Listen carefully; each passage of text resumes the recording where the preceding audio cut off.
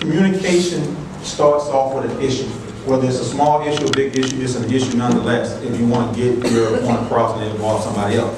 So the next part of that is, once we have an issue, we go to the speaker.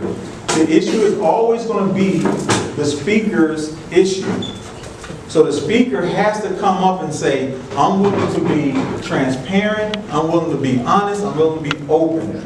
But I got to make sure that the atmosphere is open for me to be honest. Because communication will be dead in the beginning if you don't have an atmosphere ready, which we'll get into that.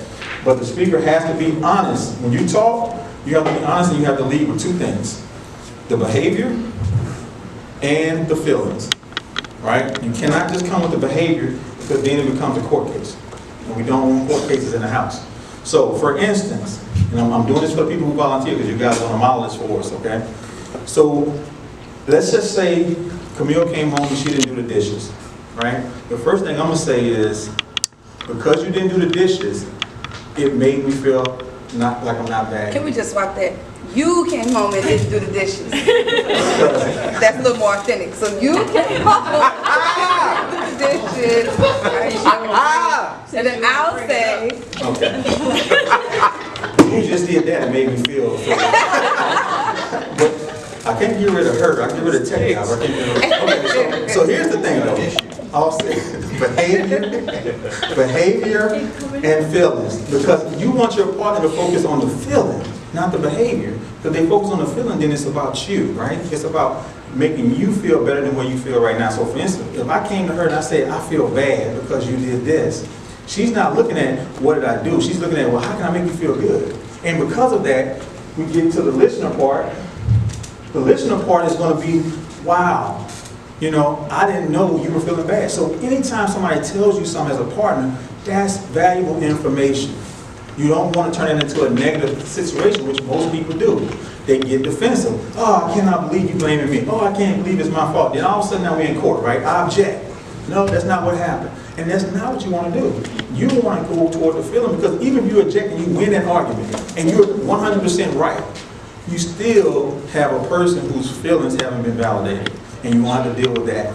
So the listener has to create an environment to where the atmosphere is safe. You know, the responsibility on the listener is to stay objective, right? I don't care if you're right or wrong at this point. I just want to know if you can understand the feeling. If you can understand the feeling, the communication has worked, right? But a lot of times we don't even try to go deep enough to do that. So the next part is, once you understand the feeling, now it's time to act. And that's squarely on the listener, right? But the speaker has a role to play. The listener has to be the one to act. I want you to do the dishes, Marcus, because it makes me feel like this. I don't want you to feel like this, so let me do the dishes.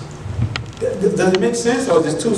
Okay, so my thing is, we can get out of arguments all day long if we just act, right? On the feeling, not the behavior. Because the feeling will make you do whatever for your spouse.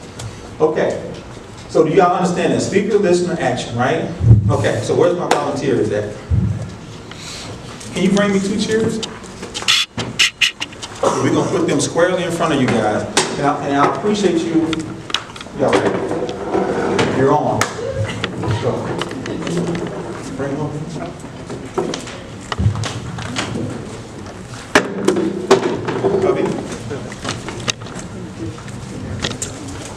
Okay, I'm going to give you guys a problem, and I want you guys to use the format, right? And I really want you to have the problem, right? So you got to state it in behavior and feeling, right? And you're listening for what?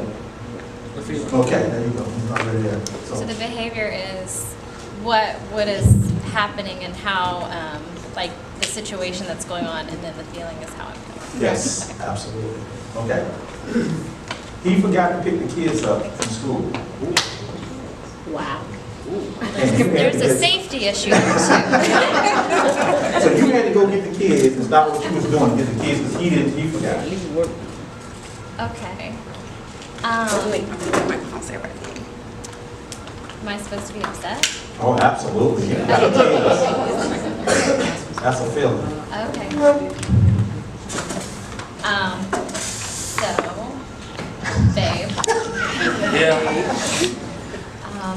The kids, what happened? What happened today? Because you were supposed to pick up kids, and I got a call from the school, and they were left at the school. And I was on a conference call for cooking time, and now I had to stop the conference call to go get Ami out. Okay, now what didn't you do? What, don't answer. What did she do? I'm feeling.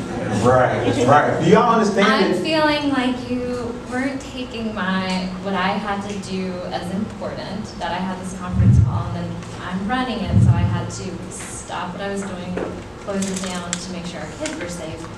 And so I'm feeling like you didn't have my back, and I'm also feeling like our kids didn't feel like they were valued.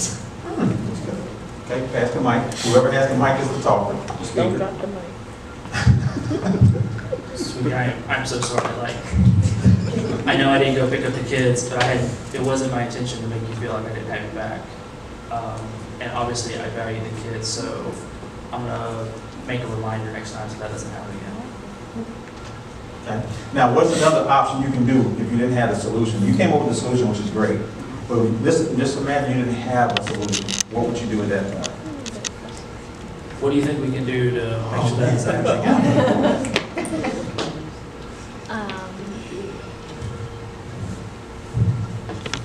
You can come up with anything. Well, I'll send you what I know we could do, we could create a night once a week where we go through our whole calendar of events for that week and then set Google reminders for each of us. Excellent. You guys are good. I appreciate it. But do you understand? We're laughing, we're joking because it's very simple. But you know, 99.9% of the time, that's not what happens. It's never good enough. It's not, because somebody is fighting the behavior and not the feeling, right? Because if I slam a door, if I walk out, if I look crazy, if I roll my eyes, we're going to follow that. Oh, what you upset? What's going on? And all of a sudden, we forgot about the feeling, right? Because we're following the behavior.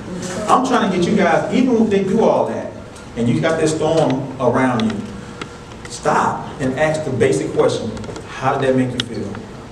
And stay there. Because once you ask a person that and they go there, it's going to be hard for them to be mean and ugly and nasty. Because now you're caring about the feeling. You really value what I'm saying and what happened to me in my day. So great job. Alex, y'all ready? Yeah. Absolutely ready. Let's go. I love Alex, and because Alex is bilingual too, by the way. So he's bilingual, so he's very talented. Just me? No, you gotta bring the other half. No,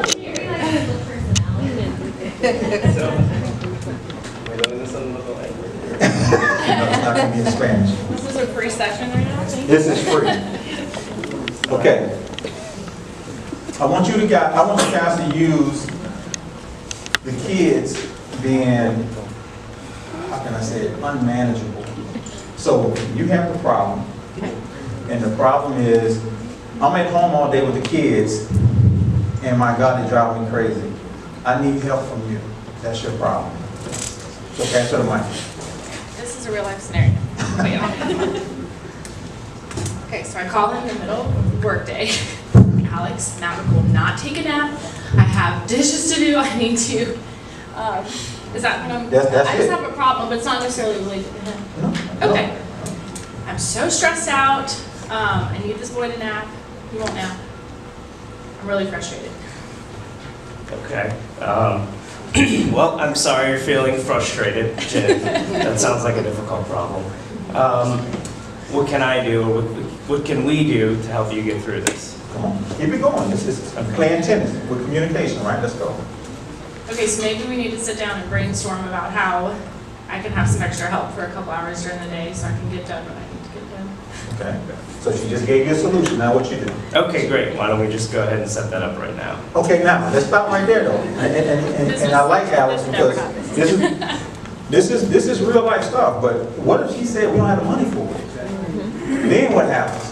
Now we got to make sure we remain on the feelings, but then come up with an alternate solution, right? Because that right there in itself will cause an argument. What do you mean we don't have the money? And now they're fighting about what? Subsequent problem, which is not really the real problem, right? So you always have, in a relationship, you always have to remind yourself, what is the real problem? Because if not, we'll be going to divorce court about something that's not even a problem. So If you'd have came back and said, we don't have the money, what would you have said?